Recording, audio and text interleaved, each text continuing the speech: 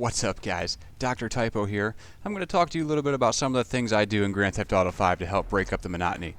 One of the first things I like to do is the improvised races. Until the content creator comes out, it's pretty much as close as you're going to get to the content creator. You know, when it comes to racing anyways, you can set custom destinations. You can even set waypoints, you know, and any players in the range when you activate the race will be challenged to it. Another thing I like to do is bounty hunt. You know, I like to switch sessions and see if there's anyone who has a bounty, and then I'll chase them down in whatever car I have. Usually I pull out my adder for it just because it's nice to have the fastest car for stuff like this. And I'll chase down bounties. You know, I really don't care how much they're worth. You end up getting you end up unlocking like a tattoo reward or something like that for getting so many bounties anyways.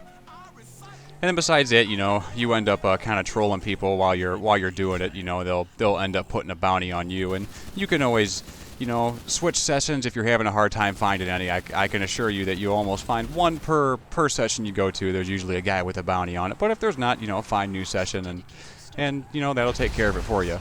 Another thing I like to do is if I do manage to get a bounty on me, is I like to try to evade as long as I can that bounty. This is one thing, you know, that I really love doing. A little bit of cat and mouse kind of. And it's really fun when people, you know, decide to bust out their buzzers, any sort of helicopters, because they're just really easy to juke as long as you've got brakes and there's bridges all over. And sometimes people might not chase you, so you got to give them a little bit of encouragement, you know, go drive past them, and it usually doesn't take much. You know, the people seem to be attracted to that red X on the map like moths to a flame, and they'll usually bust out just about anything they can to take you down.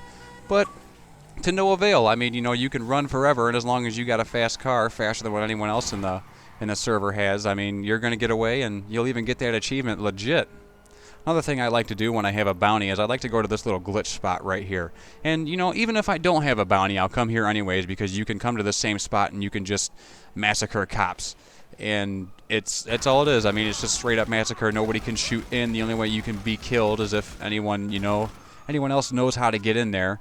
And you'll see that most players really don't. I mean, I have a video up on it, but not a lot of players are actually familiar with the getting out of the map.